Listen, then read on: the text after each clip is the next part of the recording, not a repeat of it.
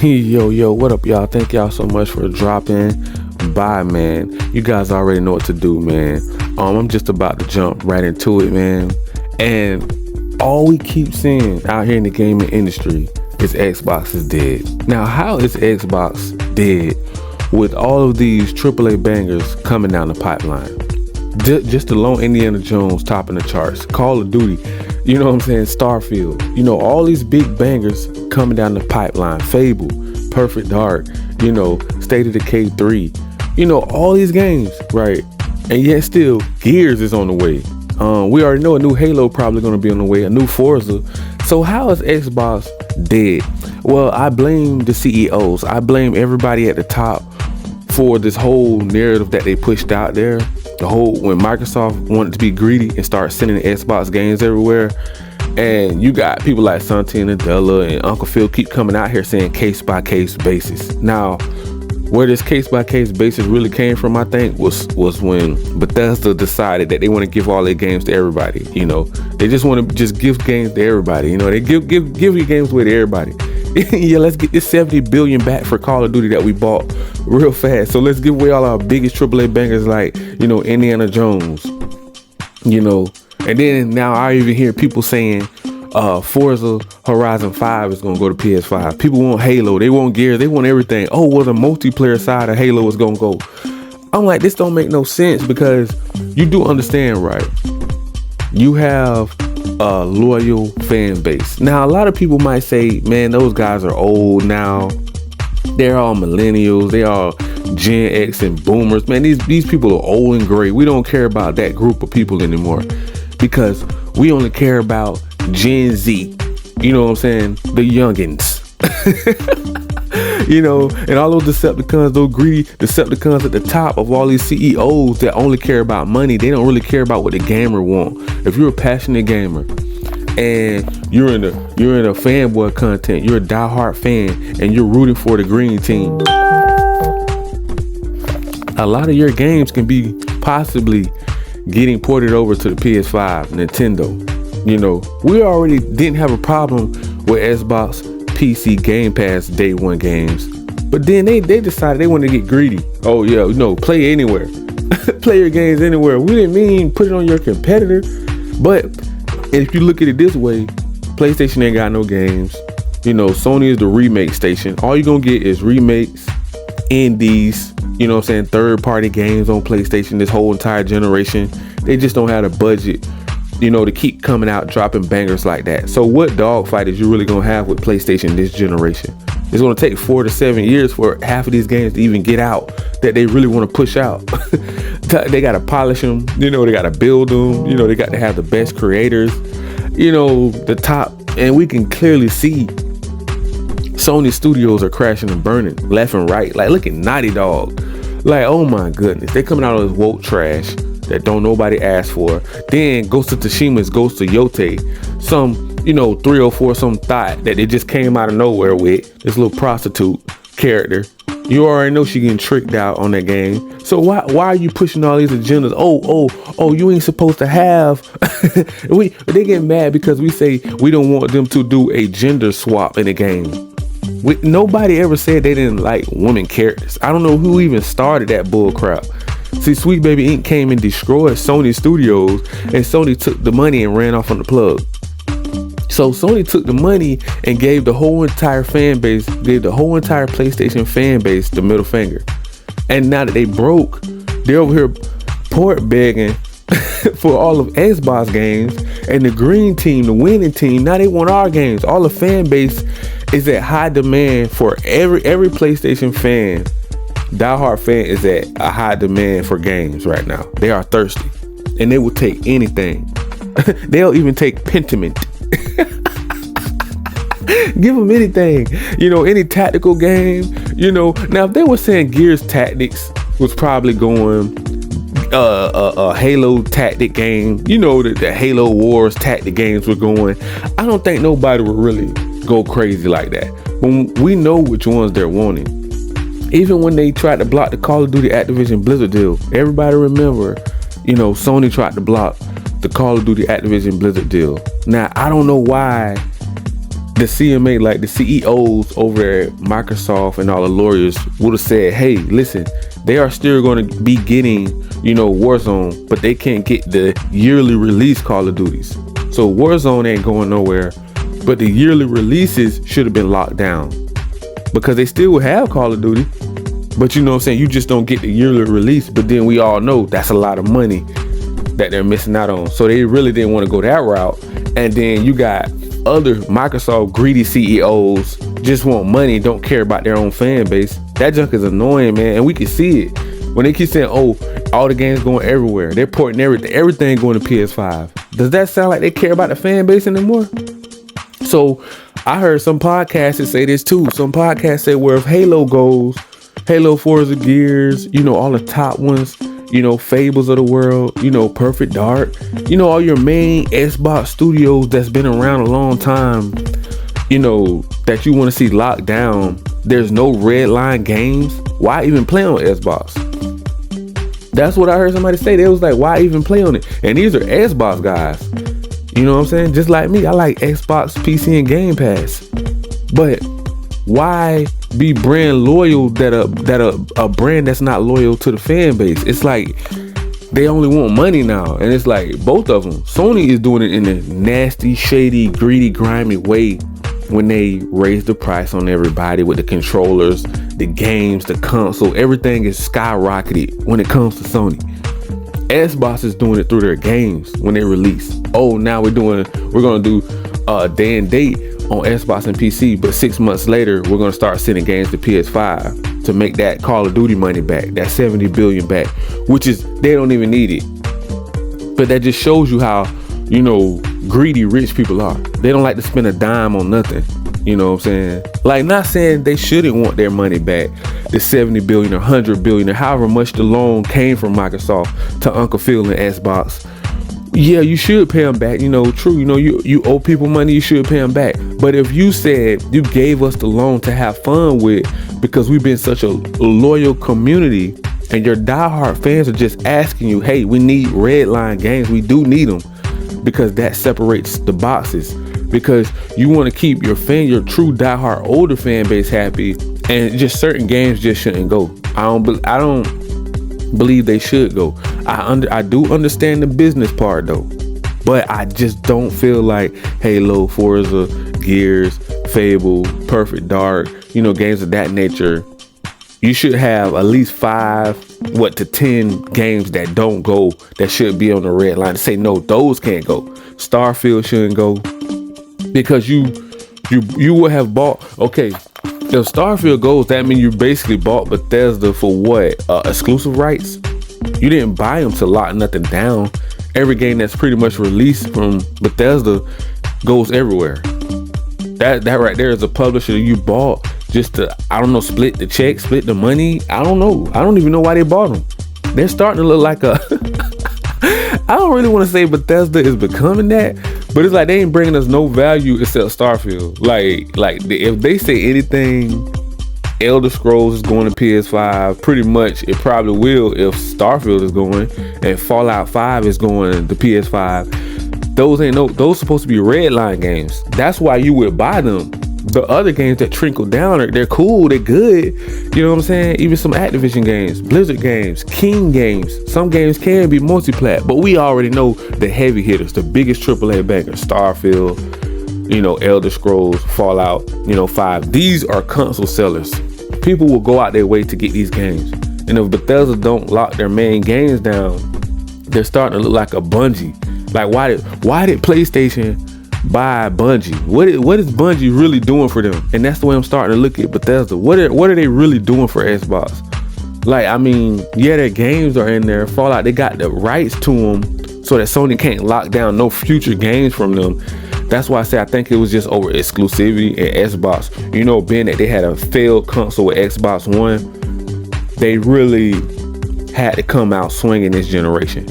And so they say, okay, we're going to fight, but we're also going to take an L. Because we're gonna have to let a lot of these games go as well. So it really feel like we're almost back at square one. So if you only had Halo, Forza, and Gears, red line games already, and you bought all these studios, what was the point of buying them if all of them are still going to go on your competitor. All you would have had to do was do what Sony do. You just do exclusive backdoor deals behind Sony back. Sony been doing exclusive backdoor deals since Sega. Why do you think they knocked Sega Dreamcast off the map? You have to fight fire with fire sometimes. And I don't think we have CEOs at the top of Microsoft and Xbox that knows how to do that, but the right way. I'm not saying be nasty and dirty and do what Sony's doing, but just toughen up. Grow a backbone. Stand up for yourself. Stand up. Somebody should stand up in the board meeting and say, hey man, we need red line games. You can't send Halo, Forza, and Gears over to your competitor, period. Because you have a diehard fan base. You have a loyal fan base here. You have brand loyalty. You know what I'm saying? You got people that have channels that knows, those games are Xbox. Just like if you look at PlayStation, God of War, Horizon, well, for now, because they might be coming to the other platforms, but we can separate all the boxes. When you look at Xbox, you think of Halo. When you look at, PlayStation, you think of God of War. When you look at Nintendo, you think of Mario. You see how you separate the boxes? That's why you need red line games. You don't see Nintendo going out here saying, play anywhere. Play Mario anywhere. Play God of War. Sony don't want to release Spider-Man or God of War for that matter. You can't play those anywhere. You know what I'm saying? They want to lock you down. Only place you can play it is PC. Then that's it. They don't want it to come to cloud gaming. They don't want it to come to PC Game Pass. None of that. They don't want it to come to mobile, Game Pass where you can play it on the go. They do not rock with Xbox like that. Sony do not mess with Xbox like that, like everybody think they do. It's only business, period. They don't like Xbox at all. They want to knock them off the map. But being that Xbox got so much money behind Microsoft, but the problem that's holding us back from people having favorite teams like console warring. Like it was a console war going on. It's hard to do that now. You're not really, because the console war is pretty much dead if you really think about it, because Sony is locking everybody down to their plastic box, to the remake station, and Xbox is using Game Pass as their ecosystem with cloud gaming and play anywhere. They not even really competing with each other no more like that on that level, like last generation and down. These are two totally different generations, and I'm starting to see that like they want to cater to the Fortnites of the world, the games of a service, live service games like Power World, Fortnite. Why do you think Fortnite is on Game Pass? Why do you think Warzone now is on Game Pass? Minecraft of the world, Sea of Thieves, all this on Game Pass. They want to live service everything and cater to Gen Z. And my question would be to them is, why do y'all feel like y'all can't cater to both? Who is at Microsoft board meeting? Ain't nobody standing up at Xbox. Where's Uncle Phil at to protect the red line games? Because we got to get on him to stand up and say, hey man, listen, talk to Sunton, whoever keeps sending all our games everywhere. You have to talk to these people and say, hey man, listen, we're gonna have to fight for this. Like Halo can't go nowhere. Forza don't need to go nowhere. You already know Gears definitely don't need to go nowhere. Fable don't need to go nowhere. Perfect Dark don't need to go nowhere. It's certain games don't need to go hands down nowhere. Even Hellblade 2, don't even let that go nowhere. Cause these games can roll over to next generation and basically start your new console off. So you do have a lot of games coming down the pipeline. The FTC and CMA got involved with this Call of Duty Activision Blizzard deal. Is why I feel like what damaged our future for Xbox, PC, cloud gaming, and Game Pass, because Sony stepped in the middle and they probably made so many promises to them that they can't release to the public that we don't know. You know what I'm saying? It was like, well, if y'all let us do this, we'll send some of our first party games over there too. But they never said that. But it's starting to look like that, because it was like, man, y'all wasn't that generous at first. Because why would you come out? Why would all the CEOs and Xbox people, Uncle Phil, everybody told PlayStation to their face, if you want to compete, let us compete. So now, how did everything change? Where did everything change at? Like from that time to now that we don't have no red line games, to the point where they say, okay, well, if the consoles ain't selling like we want them to sell, we're just going to send our games to their box, the ones that's already selling. we're gonna do business deals like that to make up this 70 billion. But we like, they don't even need the money. 3 trillion. Do you really think they need 70 billion, 100 billion? They don't even need it. But the fact that that's how we know these companies have greedy CEOs at the top and shareholders, they just want more money. The greed don't stop. You gotta understand, when you're greedy, it don't stop. Money, the hunger for money, it doesn't stop. It don't run out. They just want to get richer. And they get so rich till they want to go plant their money on another planet. It's like they just want to get so rich that they have to open up another planet just to go store their money because the banks can't hold it. Yeah, like it's like, why you need so much? Well, you ain't gonna be able to spend this money in 10 lifetimes. So you talking about no red line games? This is why these ponies are port begging. Because the CEOs ain't saying nothing, and the people that's running Xbox ain't saying nothing. So the pony's taking it, and I'm saying in the gaming industry, it is pissing a lot of gamers, channels, and podcasts off that Xbox ain't really saying what's red line and what's not. It's just sending mixed messaging. When Uncle Phil came out there and said, basically Indiana Jones ain't going, Starfield ain't going to PlayStation, and now look at it. They announced Indiana Jones on a Gaming Awards show. So how can we trust him? You know what I'm saying? Like, bro, you just broke all trust with the fan base, and I think they know that now. So they're like, I really don't even listen to what they say no more. I go off their actions now. Okay, if a game timed exclusive over a year or two, then you can probably say, okay, it might not be getting ported over because they ain't announced nothing. But as soon as before the game, like Indiana Jones get released, and then you announce it coming to PlayStation, why did they do that? Like, the reason why they did Indiana Jones like that is because of the gaming industry don't like the green team. They don't like Xbox. Everybody have been groomed to love PlayStation and only PlayStation and Nintendo. And Xbox is the little brother. That's just the way the gaming industry works. It ain't really no change in that unless Sony go out of business, Nintendo go out of business, and then you only have 2 choices. You know what I'm saying? And everybody got to go to PC, and that's why they're saying they want to make a hybrid Xbox /PC, because that's where everybody is moving to. And then you'll be able to do cloud gaming with the little handheld. So bring out a hybrid console like the Series X and S, and bring out a handheld, but make them portable. One to be portable, and the other to play Steam and all that other stuff in cloud gaming with Gamepass, which is, I think that'd be cool and amazing. But who really knows? We really don't know.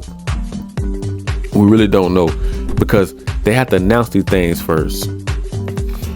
And so basically what I'm trying to say is, we need red line games, and you do have brand loyal people, and you don't want to deter them from buying the box. You don't want to push them away, even though they say they don't care if you buy the hardware or whatever or not. They just want you to be in the ecosystem, no matter where you play, mobile, laptop, PC, but it takes a while to move all that. It's good that they are promoting it like that now, but it does take a while to move, because everybody has to find out how to jump into the ecosystem. But if you already have 40 million plus people already in Game Pass, that's pretty good on day one games that drop day and date into the ecosystem. And a lot of people really like that because they save so much money. So it is one good thing that Xbox is doing that Sony ain't gonna do. They feel like they losing too much money and they're too greedy. So you definitely can't talk to Sony. You definitely can't reach out to them. They have partner marketing teams out there, but the best thing, Sony's strategy is, how can we be the best at locking games down and doing exclusive deals? Xbox strategy is the ecosystem, Game Pass. How can we push this out and get well known and create a buzz that nobody else can do? And I guess it's working for both sides right now. So we'll have to see how it play out at basically to next generation.